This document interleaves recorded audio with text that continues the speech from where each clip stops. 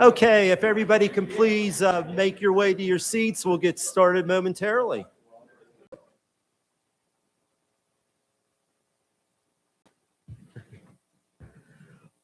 Well, good morning, everybody. My name is Bob Crum. I'm your executive director here at the Hampton Roads Transportation Planning Organization and the Hampton Roads Planning District Commission. And I want to thank everybody for their attendance at today's HRTPO board meeting and welcome you to the regional building. I will start off with just a matter of logistics. As many of you are aware, several of our key elected officials and mayors are out of town this week on an economic development mission. As a result, our chair and vice chair for the HRTPO are not able to be present today. I do serve as your secretary, and in that role in the past, I have served as your chair pro tem. You would have two options. One would be for a motion and a second and a vote to authorize me to facilitate the proceedings today, or if another member of the HRTPO board would be more appropriate to do that, I would accept that nomination as well. So, Mr. McGlennon, motion. Dr. Ward, second. I think beat you to the. Sorry about that, Mayor. I was going to do it real quick. Dr. Ward's ready to go today, right? All in favor, please indicate by saying aye. Aye. Any opposed? Okay, thank you very much. Our next item, then we will call the meeting officially to order. We'll call that to order at 10:32 a.m. Our next item will be approval of the agenda. You saw in the agenda distribution the items we have before you today, three of which are going to be action items today of a timely nature. Could I have a motion to approve today's agenda as submitted? Motion, Mr. Shepard. Second. Second, Mayor Duman. All in favor indicate by saying aye. Aye. Any opposed? Thank you very much. Let's move on to public comments. We had no submitted public comments, but we do have a person in the audience, Joey Simone, who lives in Norfolk, would like to address the HRTPO board today. So welcome. Yes, please.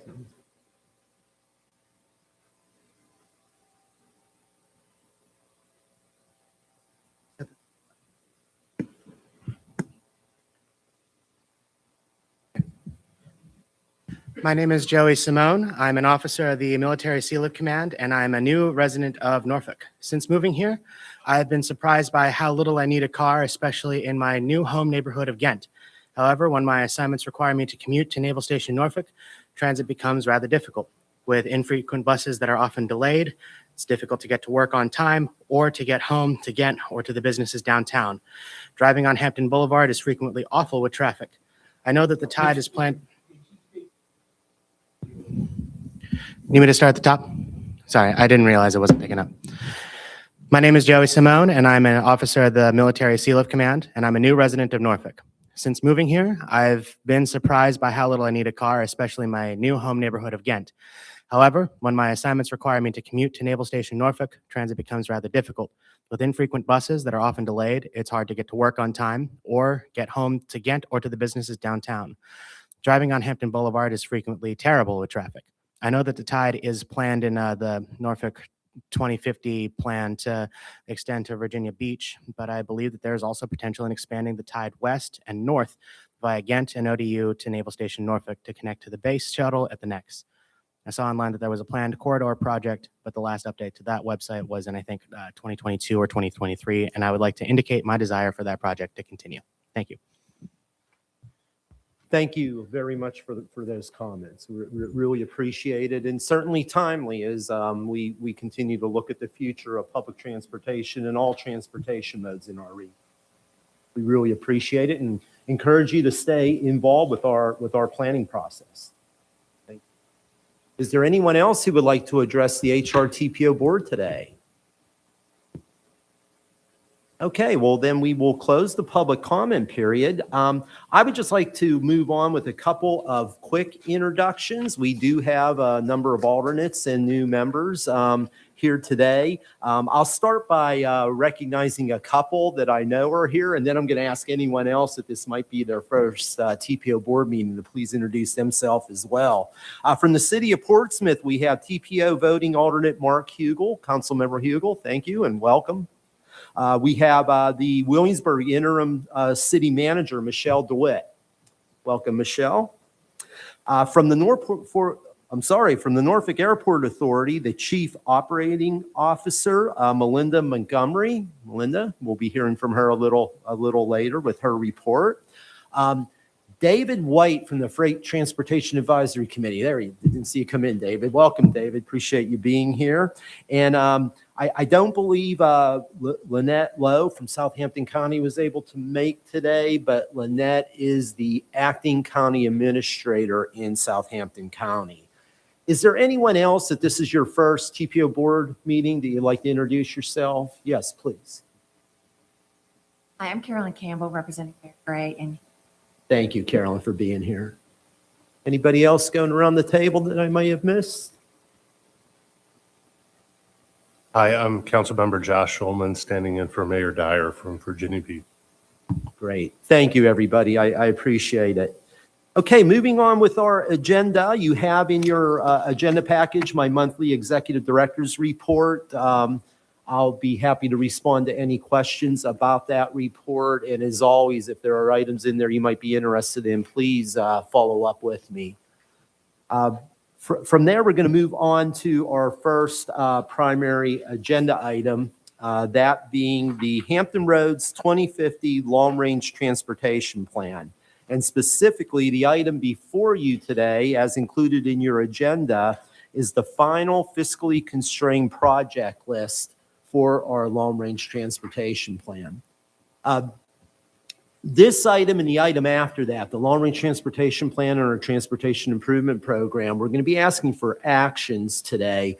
But I just want to stress that both these items represent an awful lot of work, not only from our HRTPO staff team sitting around the room, but your local staff. Both of these items represent regional collaboration at its best as we develop important planning documents for the Hampton Roads region. At last month's meeting, Del Stith, your principal transportation planner who manages the Long Range Transportation Plan, provided you an in-depth presentation on the Long Range Transportation Plan for 2050 and a fiscally constrained project list. Dell had a number of slides, about 12 slides she went through last month and showed you how those projects rank out in each of those project areas. As I mentioned, this development of this list takes several years of work. And what we are doing is Dell and her team have looked at the money that we reasonably expect to be available for transportation improvements between now and 2050. And then as a region, we have determined which projects we're going to place that money on. And that's called our fiscally constrained project list. So what we are required to do is identify those projects that we can realistically afford within this planning horizon. And that's the project list that you heard a lot about last month in detail, that your TTAC went over in a lot of detail, that the Long Range Plan Subcommittee went over in a lot of detail, and bring to you with a recommendation for approval. After that presentation last month, our staff issued a 30-day public review of the project list. We did receive one comment. We heard from one commenter that Interstate 87 should be considered as part of our long range transportation plan. Now, we don't have enough money to have it in fiscal constraint, but it will be in our vision plan. And if money would become available someday, we would come to you to see if you wanted to add that project to the plan. So what is important about today's meeting and action is We really need to have the TPO board take action today to approve the fiscally constrained project list. If we can do that today, it allows our staff to come back to you at the May meeting asking for final approval of the 2050 long-range transportation plan. So today is sort of a summary of all the work that we've done. You've heard from staff extensively on this project and on this planning effort.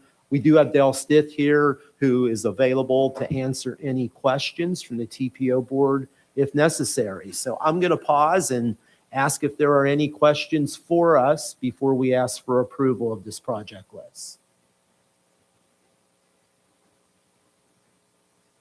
Okay, seeing no comments, could I entertain a motion from the HRTPO board to approve the 2050 long-range transportation plan fiscally constrained project list? Motion by Dr. Ward from Chesapeake. Second from Mayor Kaplan from the city of Franklin. I do have a question. Yes, sir.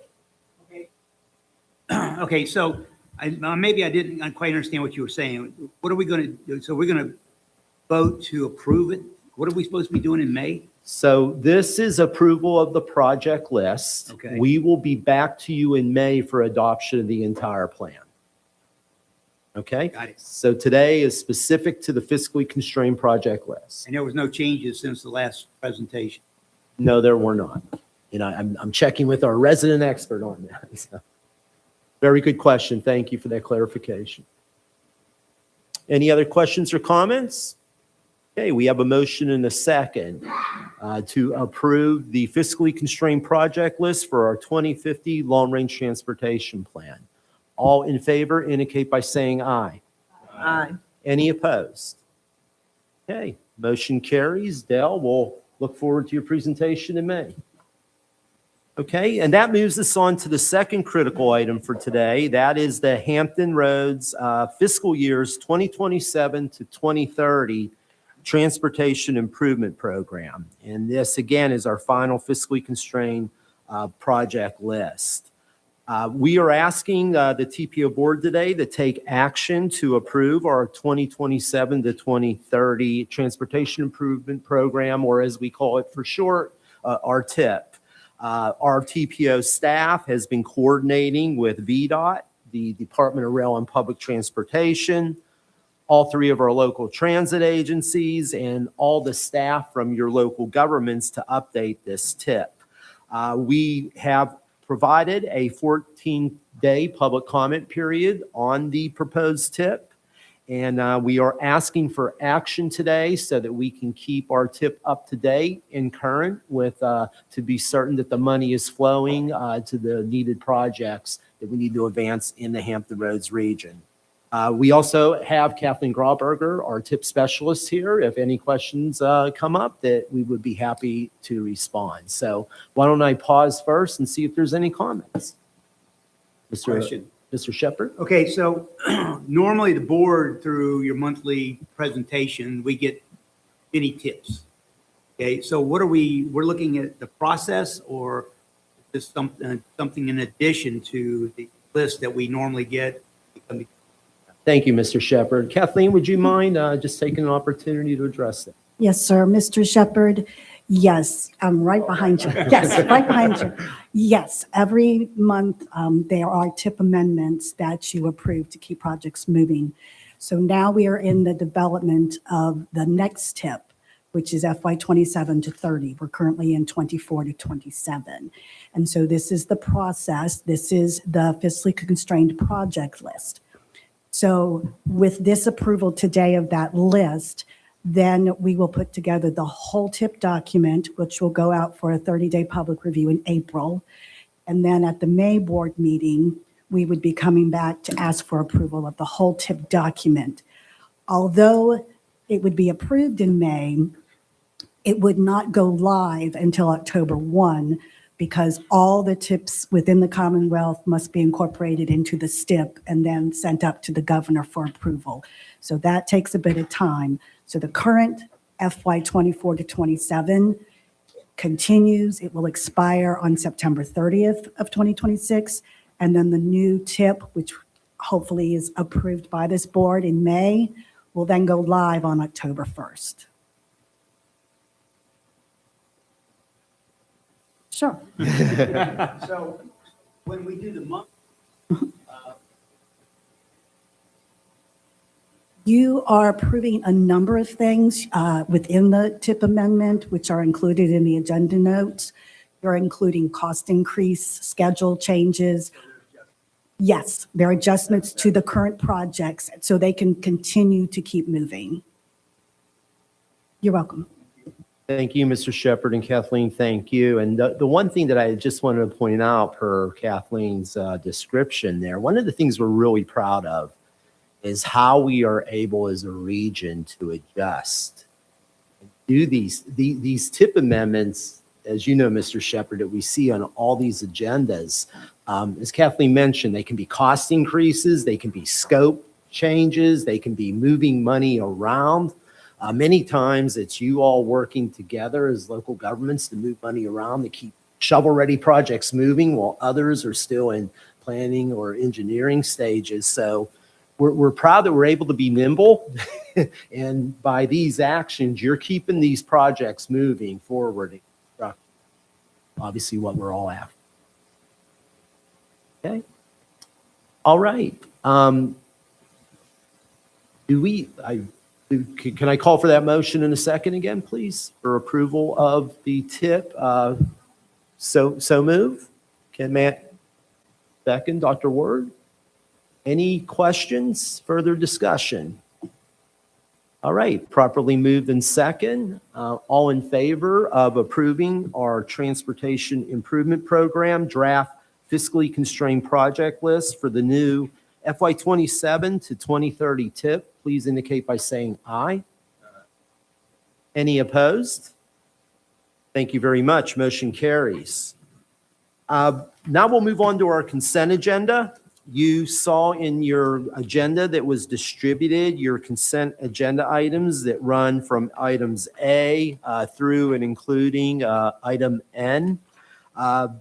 A couple of items in there to point out. I did want to note that our partners at Hampton Roads Transit through their Go Commute program are working to promote the month of May as Hampton Roads Bike Month. And it's just an opportunity to stress the importance of walking and biking in the Hampton Roads region. You do have that resolution included in the consent agenda item today. We were happy to place that on our agenda because a lot of the excitement that's happening of the advancement of bike walk trails in the Hampton Roads region. Gloucester County, you had asked me about the freight study that you heard Keith talk about last month, but we do have the Hampton Roads Regional Freight Study that we're going to be able to, asking you to approve that report as the final report for release as well today in a number of items. I would ask that the HRTPO board consider action to approve today's consent agenda as presented. Is there a motion?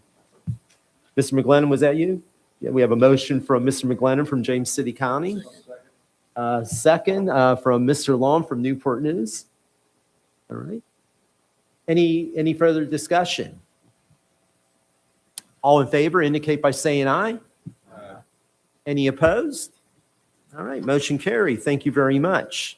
All right, I'd like to move on to our regional partner report. Many times with the fullness of our agendas, we don't always get to this information sharing on the agenda, so excited to do that today. Could we begin with any representation from the Commonwealth Transportation Board today?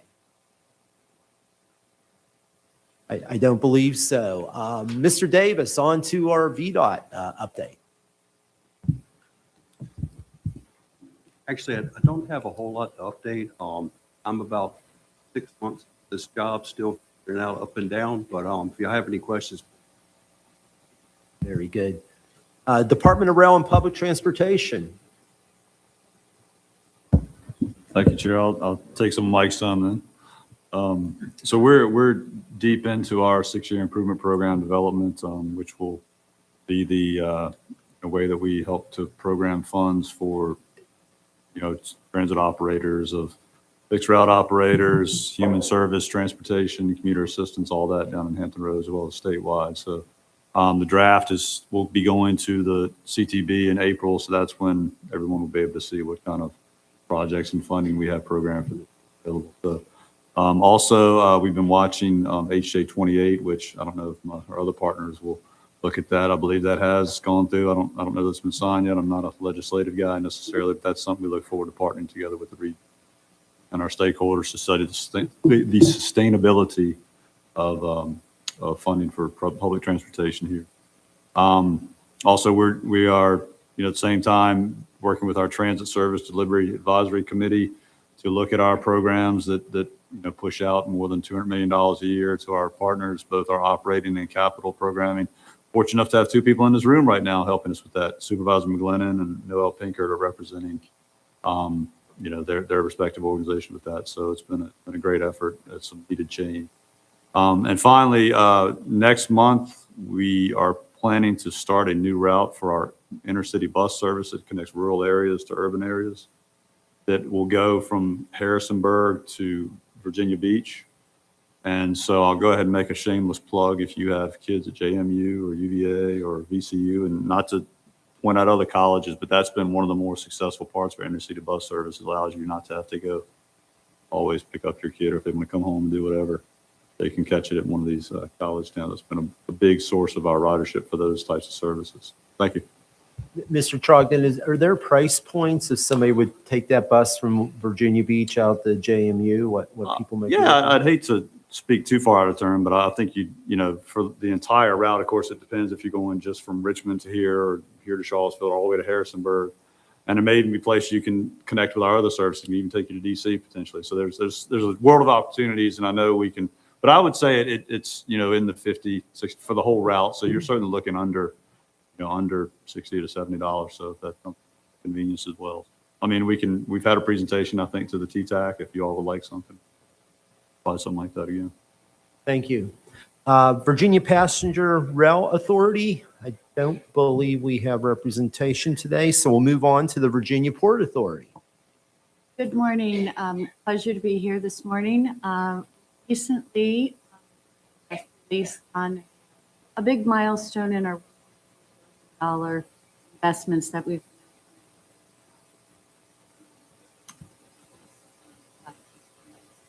projects.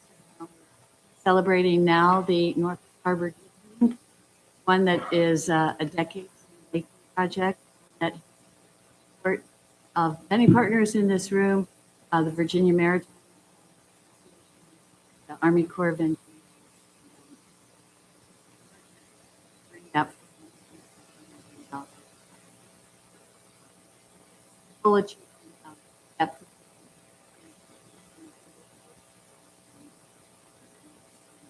It is as the Channel Harbor waterway where we don't commerce and national defense because of traffic. Not only is it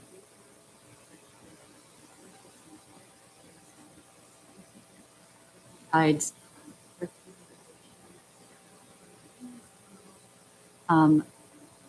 provides ability to move ships, but it also directly benefits our product bulk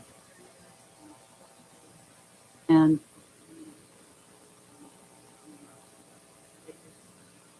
great to celebrate. And is a project that asked our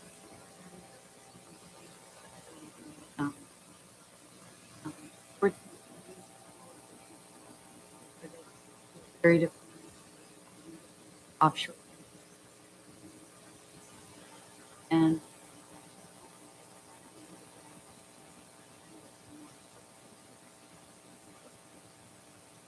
a lot of projects moving over decade or decades.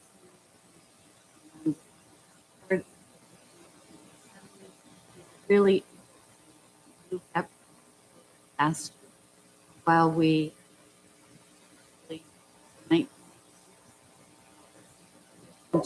go was a go funding and non-federal sponsor.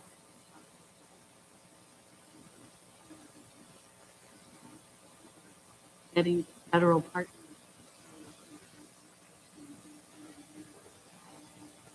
Commonwealth actually stepped in and allocated while we all in the room. Thank you. Let's move on to our regional transit partners, Hampton Roads Transit. Yes, thank you. Good morning.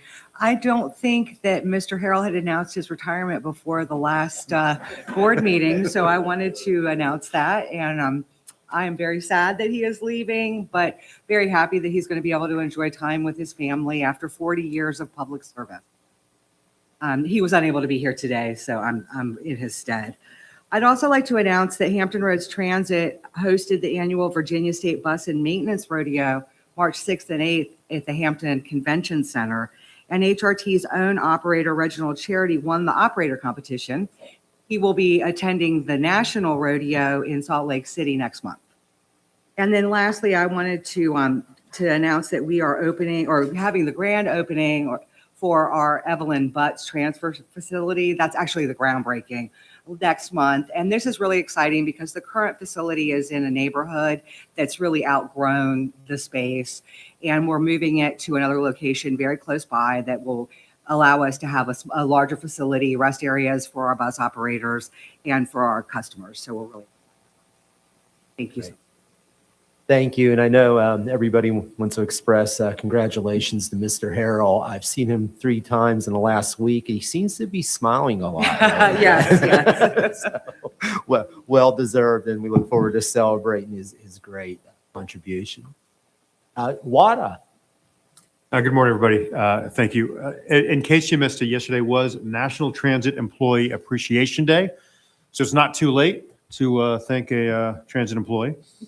Two items I'd like to share with the board. First is appreciation to the board for helping approve of funding for 6 new buses that WADA will be receiving within the next couple of weeks. 4 will be compressed natural gas, which we will be able to extend out to our broader network, not just confined to the our Kelowna-Williamsburg route as our current very old CNG fleet does. So excited to extend that clean technology outwards. And the other item to share is voting is closed, but in the within the next month, those visiting or residing in the Williamsburg area will see 3 buses with local art celebrating our nation's 250th. So great submissions. I think we had over close probably to 50 submissions for these buses. We're excited to share in the nation's festivities in the historic triangle. Very good. Thank you. Let's move on to our Freight Transportation Advisory Committee. Good morning, David White. I'm here representing the Freight Transportation Advisory Committee as the vice chair. I'm also the executive director of the Virginia Maritime Association. And I want to echo the comments made by Mark Nelson celebrating the completion of the widening and deepening project. It is a tremendous milestone that will benefit the region and this Commonwealth on the magnitude that we do not fully understand. And so it is our gratitude that we want to thank everybody who has supported it. I also happen to serve as the chairman of the Virginia Freight Advisory Committee. Like the FTAC, there is a state level body that exists to be a voice for the freight and supply chains, the Commonwealth's transportation planning and policy decisions. Secretary of Transportation Donahue has received recommendations for changes that will improve how the State Freight Advisory Committee functions and meet it. A more effective state freight Advisory Committee will allow for stronger coordination and alignment between regional and state planning. So, Secretary has been receptive to the recommendations that he has received. We're grateful for that. However, I would say that it would certainly also be beneficial for him to hear supportive comments when any of the TPO members may have the opportunity to speak with them. So the only other thing that I would like to say is to offer gratitude to the TPO staff, which does exemplary work, provide the FTAC with rich information, allows the FTAC to provide meaningful input. Thank you. We appreciate our staff team and everything they do, and also the involvement of our FTAC members. Very, very active advisory committee for the team. Moving on to our community advisory committee, I do not believe our CAC was able to be represented today. One, I'll just make a comment that at their last meeting, they held a very engaged meeting in this very room to provide an interactive work session input on our long-range transportation plan. That's the one item I mentioned. That the second thing I wanted to mention is under Quan's leadership, your community advisory committee, the membership is growing. It's growing for representation all across the region. Residents are getting engaged in our regional planning process. And Quan, I think right now you have how many new applications before you? So he has another 7 that we received in the last 2 weeks. So more and more we're seeing people wanting to become involved with our regional process. And we appreciate all of Quan's work and leadership as we've, I think you see the CAC really turning into an incredibly valuable committee. Let's move on to our military partners. Any updates from our military partners today? Morning, Bob. Representative Navy. Anyone else? Okay, on to our airport updates. Melinda, welcome. Thank you very much. Good morning. Representing Mark Perryman here today. Thanks for having me. I'm pleased to inform you that our February passenger numbers were up 8.2% year over year.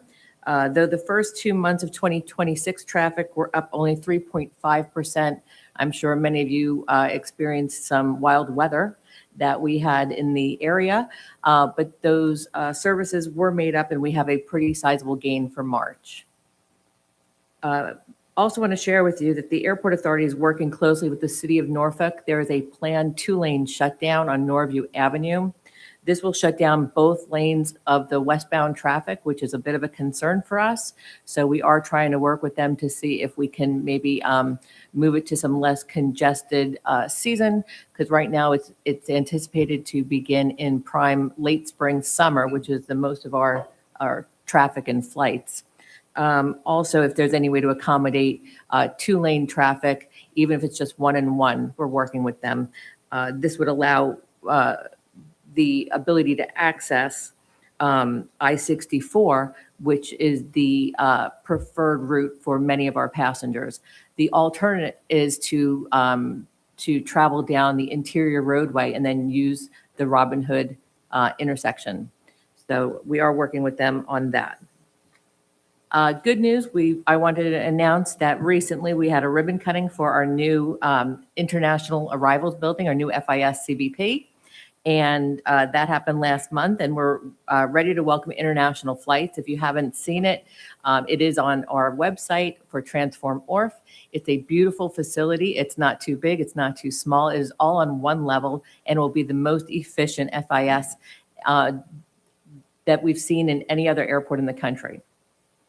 We currently have Cancun service, and it's set to expand twice weekly beginning the first week of May, which will be Saturdays and Wednesdays. And the times are great. You're going to experience a lot of your time in Cancun, and they arrive and depart at times that people want to get there and leave, or maybe not leave. Concourse A, we are about to open up. It should open up in mid-April, a beautiful 3-gate expansion. Pleased to announce that we have partnered with American Airlines. They will be moving to those 3 gates. That'll bring them up to probably about five preferred gates and 1 common use gate. The area it's just beautiful. It's big, it's wide, it's open, big coffered ceilings. There's also going to be a sizable bar right in the middle. So it's going to just bring a unique experience and an uplifted travel experience. Additionally, with American Airlines moving down to the end of A, we will also be relocating Breeze. Breeze is one of our largest growing carriers, and Breeze will relocate from the B concourse to the A concourse. And since Breeze is the one with the Cancun service, it makes sense that they're a little closer to the international arrivals facility. Progress also continues on the realignment of Robin Hood Road to improve vehicular flow in and out of the airport. And you may have also heard, we're very excited, new restaurants are in construction, a whole new concession program for restaurants and services at ORF, including Bruce Smith's 200 Sack Club and a particular favorite of Mark Perryman, Ghost Kitchen. So over the next 2 years, we'll be rolling those out, and we hope that you experience them and that you enjoy. Thank you. Thank you, Melinda. And certainly with the upcoming VA 250, it'll be really interesting to track your numbers over the next 6 to 10 months. And people come to visit Hampton Roads. We're ready for them. Right. Okay. Mr. Chair, Yes. may Senator? I ask a question? Yes, please. Thank you. I'm curious with the shutdown and day worker, how is that affecting travel and how is that affecting expediency of travelers? Because we're hearing horror stories on the news. So tell us the truth. Yeah. So can I ask, are you hearing horror stories on the news about Norfolk? Just in general. In general, good. Just in general. Because I was going to say that would be false. So yes, it's, I'm not going to get political. It's unfortunate that our Transportation Security Administration officers are being impacted. They have missed a full paycheck. They're about to miss a second full paycheck. That's 1 month without pay, and they're expected to serve our airport and protect our traveling public. However, we work very closely with Jeff Horowitz. He is the airport security coordinator, and he's a deputy federal security director at ORF. And he has indicated to us that we have one of the lowest call out rates in the nation.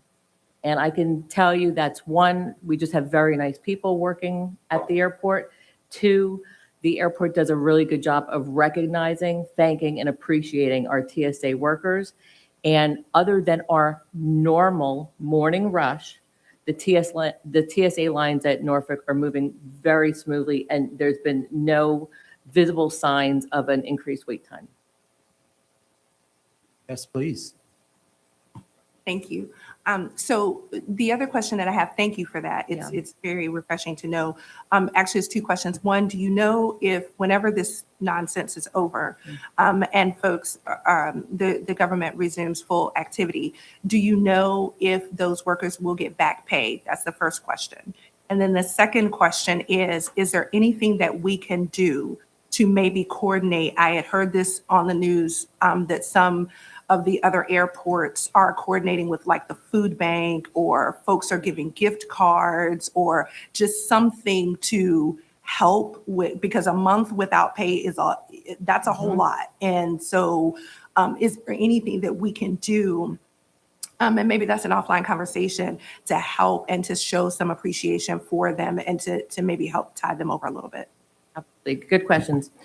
The experience and the expectation is that all of the TSOs and the TSA workers will get back pay. The last time they did it, not only did they get back pay, but for some of the employees that never called out, actually got a $10,000 bonus, which is neither here nor there, but that's just a fact. But traditionally, yeah, they received the back pay. Second question, is there anything that can be done? The TSA has set up their own pantry. They are working with the local food bank to receive items.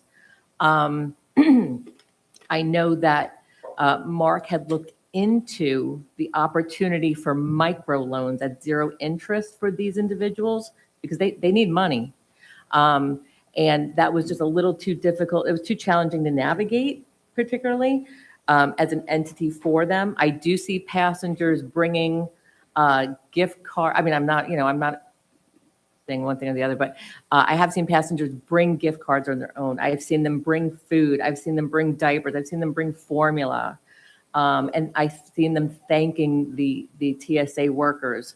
My concern, my personal concern and professional concern for them next, if I were in their shoes, I'm concerned about summer day camps for my children.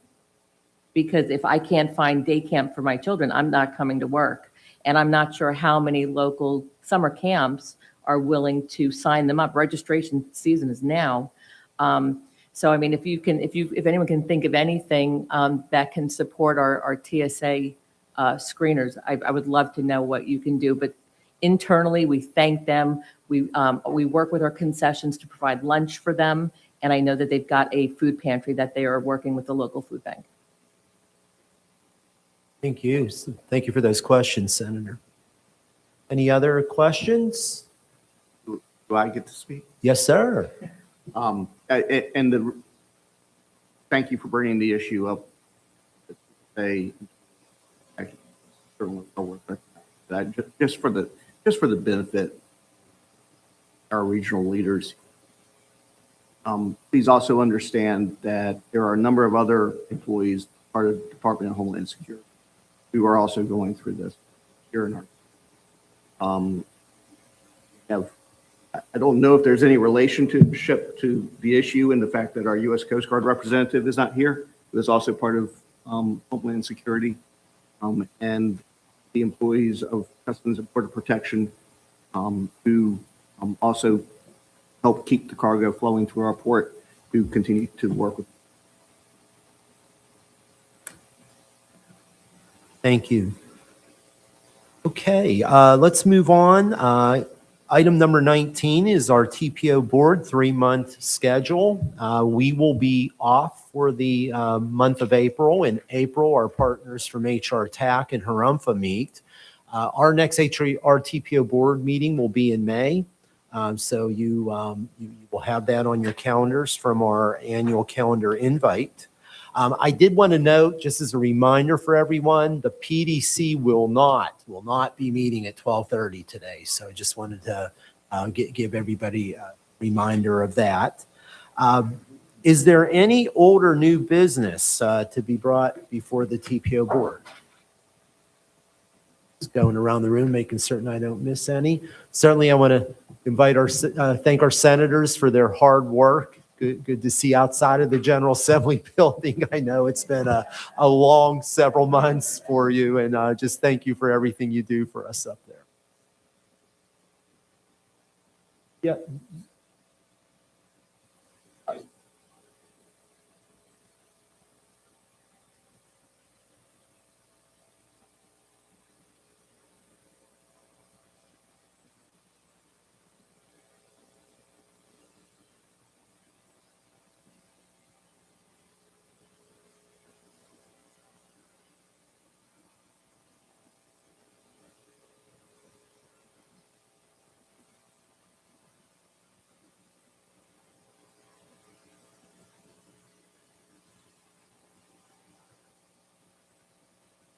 Thank you, Quan.